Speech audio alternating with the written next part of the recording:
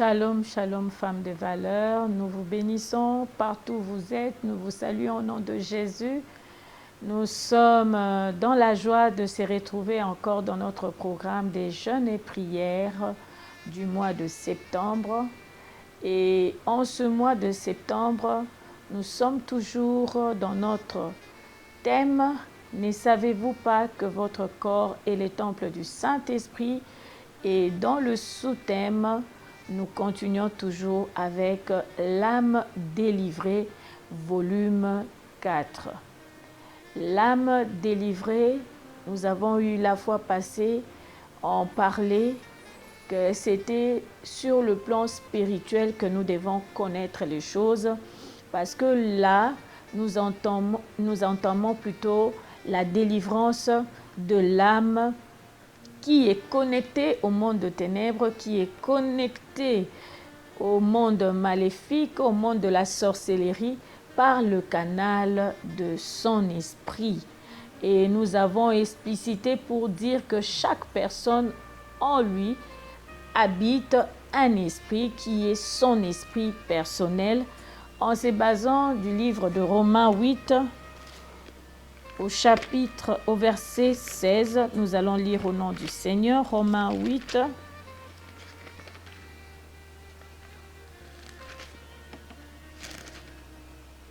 L'Esprit lui-même, là on parle du Saint-Esprit, rend témoignage à notre esprit, donc l'esprit qui compose le corps, l'âme et l'esprit d'une personne, que nous sommes enfants de Dieu. Et au mois passé, nous nous sommes limités à la manière dont l'âme, par l'esprit, est connectée aux divinités, aux totems de famille.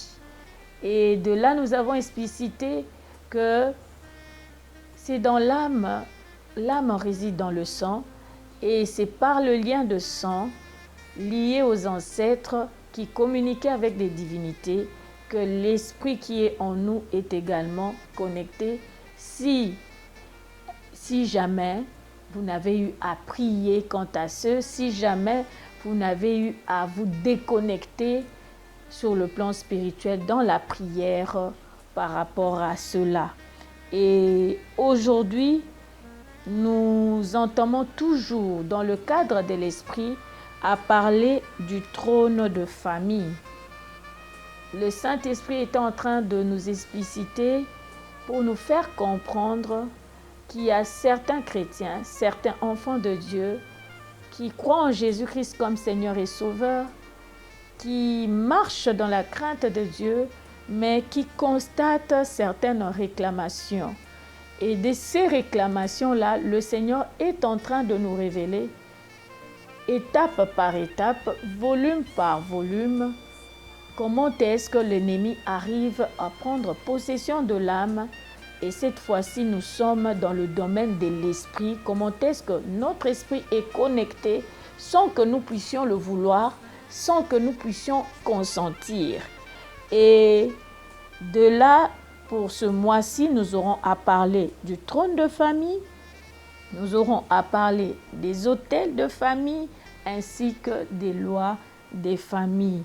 Et en ce premier jour, le Seigneur veut nous parler du trône de famille. Nous sommes dans le livre de 1 Samuel 8. Nous lirons à partir du verset 9 jusqu'au verset 22. Je lis au nom du Seigneur.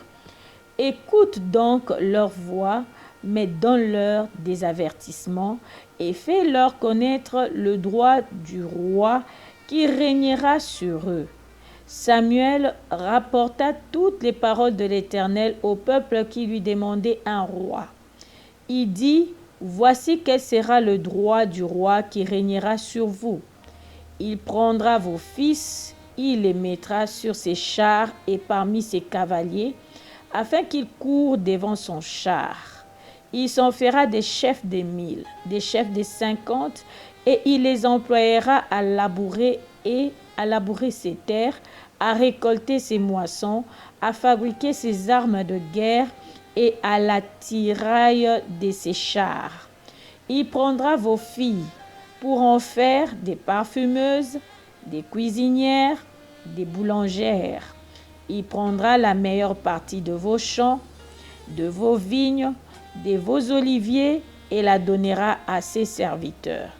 Il prendra la dîme du produit de vos semences et de vos vignes et la donnera à ses serviteurs. Il prendra vos serviteurs et vos servantes, vos meilleurs bœufs et vos ânes et s'en servira pour ses travaux. Il prendra la dîme de vos troupeaux et vous-même serez ses esclaves. Et alors vous crierez contre votre roi que vous vous serez choisi, mais l'Éternel ne vous exaucera point. Le peuple refusa d'écouter la voix de Samuel. Non, dirent-ils, mais il y aura un roi sur nous, et nous aussi, nous serons comme toutes les nations. Notre roi nous jugera, il marchera à notre tête et conduira nos guerres. Samuel, après avoir entendu toutes les paroles du peuple, les redit aux oreilles de l'Éternel. Et l'Éternel dit à Samuel, écoute leur voix et établis un roi sur eux. Et Samuel dit aux hommes d'Israël, allez-vous-en chacun dans sa ville. Dans ce passage, on est en train de parler du peuple d'Israël. Le peuple d'Israël, à l'époque des juges, il constate que les peuples qui sont tout autour d'eux, les nations qui sont tout autour d'eux, sont conduits ou dirigés par des rois. Alors que Israël n'avait qu'un seul roi qui était l'Éternel lui-même. Israël veut avoir un roi comme les autres nations. Israël veut avoir un roi qui les jugera, qui va les conduire. Mais le Seigneur les avertit pour leur dire, si vous choisissez un roi, celui-là aura le droit sur vous. Il aura le droit sur vous ou vous deviendrez ses esclaves. Vous deviendrez ses esclaves dans le sens où vos fils et vos filles leur appartiendra. Il se pose un problème par rapport au trône de famille. L'origine est seulement celle-ci. De la même manière, le peuple d'Israël désirait un roi. Le Seigneur a montré au peuple d'Israël que lorsque vous aurez à choisir ce roi-là, ça veut dire que vous léguez vos droits, vous léguez vos vies entre les mains de ce roi-là. Et c'est ce qui s'est passé dans toutes les autres nations. Et c'est ce qui s'est passé même ici chez nous. Nous avons de chefs coutumiers, nous avons de chefs de terre, nous avons de chefs de village, nous avons de rois qu'on a établis dans les différentes tribus. Et là, le Saint-Esprit est en train de nous révéler clairement pourquoi est-ce que lorsque nous prions, nous constatons qu'il y a des gens, qu'il y a des chefs coutumiers, qu'il y a des géants qui ont certains droits sur nous. Comment se fait-il, moi qui crains le Seigneur, qui marche dans la crainte de Dieu, moi qui a cru, qui a accepté Jésus comme mon Seigneur et Sauveur, il y a un homme dans ma famille, il y a une femme dans ma famille qui a le droit sur ma vie, qui a le droit sur mes finances, qui a le droit sur mes enfants, qui a les droits sur mes fils et mes filles, qui a le droit sur mes affaires. Bien-aimés, la réponse, nous l'avons ici clairement. Le Seigneur le dit, lorsque vous choisirez le roi, il aura droit sur vous, il aura droit sur vos enfants, il aura droit sur vos terres, il aura droit sur vos bœufs, il aura droit sur la dîme. Et nous avons de fois eu à entendre des témoignages ou de nous-mêmes à constater ces genres de choses. Ou par des songes, vous remarquez qu'il y a quelqu'un qui vient toujours revendiquer une portion de terre vous appartenant. Ou par des songes, voire même physiquement, il y a des gens qui revendiquent. Il faut n'allier mbongonayo.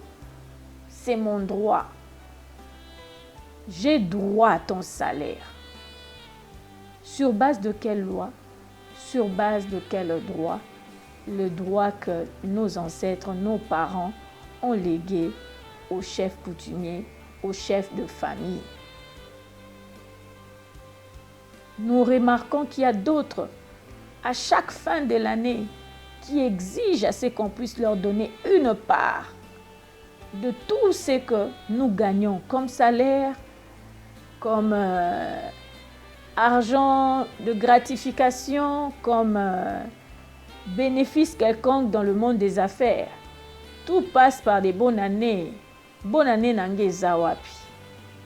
Bonne année nange zawapi comme un droit, une obligation, non pas comme une demande.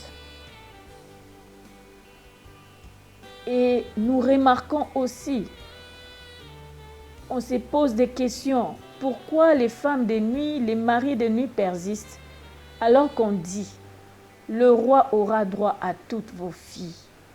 Elles seront ses parfumeuses.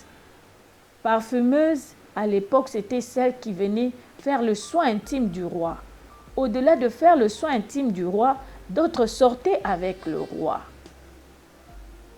C'est pour cela, dans certains domaines de délivrance, lorsqu'on fait passer une sœur dans une délivrance par rapport au mari de nuit, la personne dit « elle m'appartient ». Vous êtes qui? Je suis le chef de famille. Je suis son oncle. Je suis sa tante. Pourquoi? Parce qu'il a droit, parce que le droit lui a été légué par les parents, par les ancêtres. Au-delà de cela, on dit d'autres seront des cuisinières, d'autres seront des boulangères. En d'autres termes, elles seront au service. Tu t'étonnes chaque matin quand tu te réveilles, tu as mal aux mains, aux bras, aux pieds. Spirituel. Tu es appelé à travailler pour le roi. Tu es appelé à faire le chant pour le roi. Tu es appelé à faire le ménage pour le roi. Tu es appelé à préparer pour le roi.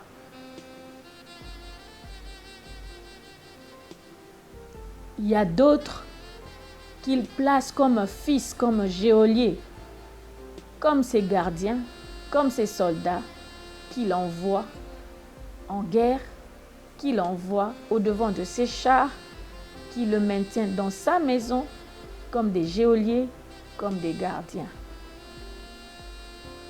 Peut-être c'est le cas de ton conjoint, peut-être c'est le cas de ton frère. Dans tous les cas, ce sont des actes qui ont été signés, des pactes qui ont été signés par les familles, les tribus, en alliance avec des divinités. Ce sont les divinités qui établissaient le roi. Et ces rois étaient dotés de pouvoirs que les divinités donnaient. Et de ce pouvoir-là, il avait les droits sur toute la génération. Et ce sont là les réalités que le Seigneur voudra, c'est que nous puissions constater ce matin pour que nous puissions arriver à faire des prières ciblées, pas des prières vaille-que-vaille, faire des prières ciblées. Et d'entrée de jeu, j'aimerais annoncer à une femme ce matin que nous avons Christ qui est le roi de rois, le Seigneur de seigneurs, au-devant de qui tout genou fléchit, au-devant de qui toute domination fléchit, au-devant de qui toute principauté fléchit, au-devant de qui tout nom fléchit, au-devant de qui tout géant fléchit, au-devant de qui tout pouvoir fléchit, et il est appelé, lui, Jésus-Christ de Nazareth, dans Apocalypse 17, verset 14, j'aime ces versets qui nous dit, Alléluia, ils combattront contre l'agneau et l'agneau les vaincra. Ils combattront les dominations, les principautés, les rois des familles, les rois des tribus, les chefs coutumiers, les géants, les chefs des sorciers. Ils combattront contre l'agneau qui est Jésus-Christ de Nazareth et l'agneau les vaincra. Parce qu'il est le Seigneur des seigneurs et le roi des rois. Et les appelés que nous sommes, les élus et les fidèles qui sont avec lui, les vaincront aussi. J'annonce à une femme que tu les vaincras parce que tu es avec le roi de rois, parce que tu es avec le Seigneur de seigneurs. La parole nous dit toujours dans les épîtres de Paul aux Romains, en toutes choses nous sommes plus que vainqueurs. Le fait que tu es avec toi, Jésus-Christ de Nazareth, les rois de famille vont tomber, les chefs de famille vont tomber et leur influence, leur droit sur vous ne sera plus, n'existera plus. Et c'est là au nom de Jésus que Dieu bénisse sa parole.